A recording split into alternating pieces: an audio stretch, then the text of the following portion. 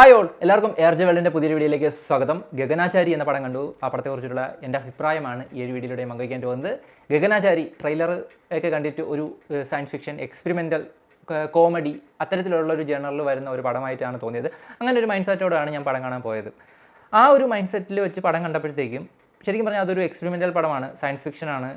അതിൻ്റെ കൂടെ ഏലിയൻ, പിന്നെ മൊത്തത്തിൽ കോമഡി രൂപേണ അല്ലെങ്കിൽ ആക്ഷേപഹാസ്യ രൂപേണയൊക്കെ പറഞ്ഞു പോകുന്ന ഒരു കഥയാണ് ഈ ഒരു ഗഗനാചാരി എന്ന സിനിമയുടേത്. അതായത് നമ്മുടെ ഫ്യൂച്ചറിൽ നമ്മുടെ കേരളം എങ്ങനെയായിരിക്കും, ഏലിയനൊക്കെ നാട്ടിൽ വരുമ്പോഴത്തേക്ക് എങ്ങനെയായിരിക്കും നമ്മുടെ അവസ്ഥ എന്നൊക്കെ പറഞ്ഞു തരുന്ന ഒരു സിനിമ. അതൊക്കെ കണ്ടിരിക്കാനായിട്ട് നല്ല രസമുണ്ട്. പക്ഷേ ഒരു ഉപ്പില്ലാത്ത കഞ്ഞി കുടിച്ച ഒരു ഫീലായിരുന്നു ഈ ഒരു പടം കണ്ടു കഴിഞ്ഞപ്പോഴത്തേക്കും എൻ്റെ ഒരു അവസ്ഥ എന്ന് പറഞ്ഞാൽ. അതായത് കഞ്ഞി എന്ന് പറയുന്നത് നല്ലതാണല്ലോ, പക്ഷേ അത് ഉപ്പിട്ട് കുടിക്കുമ്പോഴത്തേക്കും കുറച്ചും കൂടി രസം തോന്നും.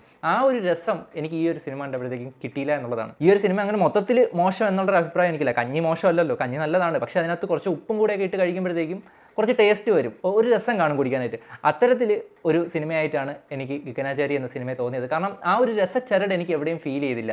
മൊത്തത്തിൽ നോക്കുകയാണെങ്കിൽ ഈ ഒരു സിനിമ ടെക്നിക്കലി ബ്രില്യൻ്റ് ആയിട്ട് ചെയ്തു വെച്ചിരിക്കുന്ന ഒരു സിനിമയാണ്. ഒരു ലോ ബഡ്ജറ്റ് പടമാണ്, അതിനനുസരിച്ചിട്ടുള്ള ഗംഭീര VFXും കാര്യങ്ങളൊക്കെ ഈ ഒരു സിനിമയ്ക്കകത്തുണ്ട്.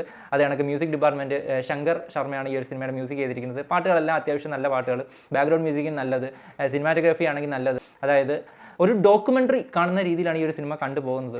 ഒരു ഇൻ്റർവ്യൂസിലൂടെ കഥ പറഞ്ഞു പോകുന്ന രീതിയിലാണ് ഈ ഒരു സിനിമ മൊത്തത്തിൽ കഥ പറഞ്ഞു പോകുന്നത്. അതൊക്കെ ഒരു ന്യൂ അപ്രോച്ചാണ്. കോമഡീസ് ആണെങ്കിൽ ഈ ഒരു സിനിമ ത്രൂ ഔട്ട് ഒരു കോമഡി മൂഡിലാണ് പോകുന്നത്. അപ്പം ന്യൂ ആയിട്ടുള്ള ഫ്രഷ് ആയിട്ടുള്ള ഒരുപാട് കോമഡീസ് ഈ ഒരു സിനിമയ്ക്കകത്ത് കൊണ്ടുവരാനായിട്ട് അവർ ശ്രമിച്ചിട്ടുണ്ട്. അതിനകത്ത് കുറേയൊക്കെ വർക്കൗട്ട് ആയിട്ടുണ്ട്, കുറേ ഒന്നും വർക്കൗട്ട് ആയിട്ടുമില്ല. എന്നാലും ഈ ഒരു സിനിമ ഒരു പുതിയൊരു എക്സ്പീരിയൻസ് തന്നെയാണ് തിയേറ്ററിൽ നമുക്ക് സമ്മാനിക്കുന്നത്. അരുൺ ചന്ദാണ് ഈ ഒരു സിനിമയുടെ ഡയറക്ഷൻ ചെയ്തിരിക്കുന്നത്. അത്യാവശ്യം നല്ല രീതിയിൽ തന്നെ ഈ ഒരു സിനിമ എടുത്ത് വച്ചിട്ടുണ്ട്. പക്ഷേ എന്താണ് പ്രശ്നം എന്ന് വെച്ചാൽ, നമ്മുടെ മലയാള സിനിമയിലേക്ക് ഒരു എക്സ്പെരിമെൻ്റൽ പടം വരുമ്പോഴത്തേക്കും കൂടുതൽ ബുദ്ധിജീവി കളിക്കാനായിട്ട് ശ്രമിക്കുന്നൊരു, അത് ഈ ഒരു സിനിമ മാത്രമല്ല, ഏതൊരു എക്സ്പെരിമെൻ്റൽ പടം എടുത്ത് നോക്കിയാലും ഒരു എൻ്റർടൈൻമെൻറ്റ് ഫാക്ടർ അധികം വരാതെ ഒരു ബുദ്ധിജീവി ചമഞ്ഞ് കളിക്കുന്ന ഒരു സംഭവം ഉണ്ടല്ലോ, അത് ഈ ഒരു സിനിമയും നല്ല രീതിയിൽ എഫക്റ്റ് ചെയ്തിട്ടുണ്ടെന്നാണ് എനിക്ക് തോന്നുന്നത്.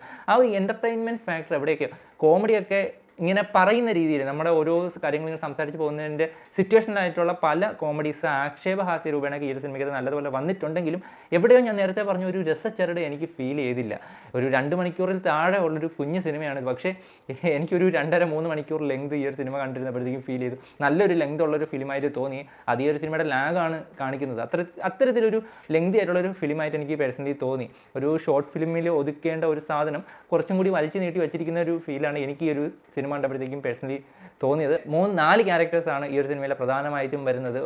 ഈ ഒരു സിനിമ ത്രൂ ഔട്ട് വരുന്നത് 4 ക്യാരക്ടേഴ്സാണ്. അതായത് നമ്മുടെ ഗോകുൽ സുരേഷിൻ്റെ ക്യാരക്ടർ 1, അജു വർഗീസ്, ഗണേഷ് കുമാർ, പിന്നെ അനാർക്കലി മരക്കാർ ഏലിയനായിട്ട് വരുന്നത്. അപ്പോൾ അത്തരത്തിൽ പറഞ്ഞു പോകുന്ന ഒരു ഏലിയനും പിന്നെ ഭൂമിയിലുള്ള ഒരാളും ഫ്യൂച്ചറിൽ പ്രണയിക്കുന്ന ഒരു ത്രെഡാണ് ഈ ഒരു സിനിമയുടേത്. അപ്പോൾ അത്തരത്തിൽ പറഞ്ഞു പോകുന്നൊരു കഥ ആവശ്യപ്പെടുന്ന ചില എൻ്റർടൈൻമെൻറ്റ് ഫാക്ടേഴ്സ് എവിടെയോ ആ ഒരു ഉപ്പുരസം എവിടെയോ മിസ്സിങ് ആയ പോലെ തോന്നി. പക്ഷേ ഈ ഒരു സിനിമ ഒരിക്കലും മോശമല്ല. തീർച്ചയായിട്ടും ഒരു എക്സ്പെരിമെൻ്റൽ പടം എന്ന രീതിയിൽ നല്ലതുപോലെ തന്നെയാണ് എടുത്തു വെച്ചിരിക്കുന്നത്. പക്ഷേ നല്ലൊരു കോൺസെപ്റ്റാണ്. നമ്മുടെ ഗോകുൽ സുരേഷൊക്കെ ഞെട്ടിച്ചു എന്ന് തന്നെ പറയണം. അദ്ദേഹത്തിൽ നിന്ന് ഒരുപാട് കോമഡി ടൈമിംഗ് ഒന്നും പ്രതീക്ഷിക്കാത്ത കുറേ സംഭവങ്ങൾ ഈ ഒരു സിനിമയിലൂടെ കിട്ടി. അതേപോലെ തന്നെ ഗണേഷ് കുമാറും നല്ലൊരു പെർഫോമൻസ് ആയിരുന്നു. ആ ഒരു കോമഡി ടൈമിങ്ങും കാര്യങ്ങളൊക്കെ നല്ലതുപോലെയാണ്. ഇവർ രണ്ടുപേരുടെയും, ഗോകുൽ സുരേഷിൻ്റെ അതേപോലെ ഗണേഷ് കുമാറിൻ്റെ ആ ഒരു കോമഡി ടൈമിംഗ് ഒക്കെ നല്ല കിടിലൻ രീതി. ഗണേഷ് കുമാർ നേരത്തെ നമ്മുടെ മണിച്ചിത്രത്താഴ് പോലെയുള്ള പടങ്ങളിലൊക്കെ നല്ലപോലെ നമുക്കറിയാവുന്നതാണ് പുള്ളിക്കാരൻ നല്ലപോലെ കോമഡി ടൈമിംഗ് ചെയ്യുമെന്ന്. പക്ഷേ ഗോകുൽ സുരേഷിൻ്റെ കാര്യത്തിൽ ഞെട്ടിക്കുന്ന ഒരു സംഭവമായി പോയി. അത് നല്ല രീതിയിൽ പുള്ളിക്കാരൻ ഈ ഒരു സിനിമയിൽ ചെയ്തു വെച്ചിട്ടുണ്ട്.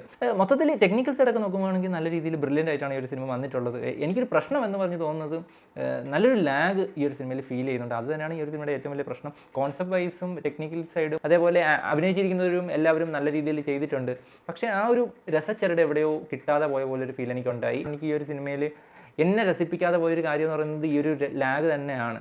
പിന്നെ നമ്മുടെ മലയാള സിനിമയിലെ ഒരു എൻ്റർടൈൻമെൻറ്റ് ഫാക്ടർ കുറച്ചിട്ടുള്ള കുറച്ചൊരു ബുദ്ധിജീവി കളിയുണ്ടല്ലോ, അത് ഈ ഒരു സിനിമയെ നല്ലതുപോലെ എഫക്റ്റ് ചെയ്തിട്ടുണ്ട്. ഒരു ഉപ്പില്ലാത്തൊരു കഞ്ഞി കുടിച്ച ഒരു ഫീൽ, ഒരു എക്സ്പെരിമെൻ്റൽ പടം എന്ന രീതിയിൽ തരക്കേടില്ലാത്ത ഒരു പടം, ഒരു തരക്കേടില്ലാത്ത എക്സ്പെരിമെൻ്റൽ മൂവി ആയിട്ടാണ് എനിക്ക് ഈ ഒരു സിനിമ ഗഗനാചാരി കണ്ടപ്പോഴത്തേക്കും തോന്നിയത്. അതിൽ കൂടുതൽ ഒന്നുമില്ല. ഒരു എക്സ്പെരിമെൻ്റൽ പടം എന്ന രീതിയിൽ പോയി കണ്ടു കഴിഞ്ഞാൽ കൂടുതൽ എൻ്റർടൈൻമെൻറ്റോ കാര്യങ്ങളോ ഒന്നും പ്രതീക്ഷിക്കാതെ ഫ്യൂച്ചറിൽ നമ്മുടെ കേരളം എങ്ങനെ ആയിരിക്കും എന്നൊക്കെ കണ്ട് അതൊക്കെ കാണാനായിട്ട് ചെറിയൊരു രസം തോന്നുന്നുണ്ടെങ്കിലും അടുത്തത് എന്ത് നടക്കും എന്നുള്ളൊരു ആകാംക്ഷ ജനിപ്പിക്കാനായിട്ട് ഈ ഒരു സിനിമയ്ക്ക് എവിടെയും കഴിയുന്നില്ല. ഒരു ഡോക്യുമെൻ്ററി ലെവലിൽ തന്നെയാണ് ഈ ഒരു സിനിമ ഓവറോൾ പോകുന്നത്. ആ ഒരു രീതിക്കാണ് പോകുന്നത്. അതിനിടയ്ക്ക് ഇവർ തമ്മിലുള്ള സംഭാഷണങ്ങൾക്കിടയിൽ വരുന്ന കുറേ കോമഡീസും കാര്യങ്ങളൊക്കെ അതൊക്കെ ഒരുപാട് വർക്കൗട്ട് ആവുന്നുണ്ട്. ആക്ഷേപഹാസ്യ രൂപേണ വരുന്ന പല കോമഡീസും വർക്കൗട്ട് ആകുന്നുമുണ്ട്. എന്നാൽ പലതും ചീറ്റി പോകുന്നുമുണ്ട്. അപ്പം ഒരു തരക്കേടില്ലാത്ത ഒരു പടം, അതാണ് ഗഗനാചാരി. അങ്ങനെയാണ് എനിക്ക് പേഴ്സണലി തോന്നിയത്. അപ്പോൾ എന്തായാലും നിങ്ങൾ പടം കണ്ടിട്ടുണ്ടെങ്കിൽ നിങ്ങളുടെ അഭിപ്രായം ഒന്ന് പറഞ്ഞേക്കുക. പുതിയൊരു വീഡിയോ കാണുന്നതായിരിക്കും. Bye bye.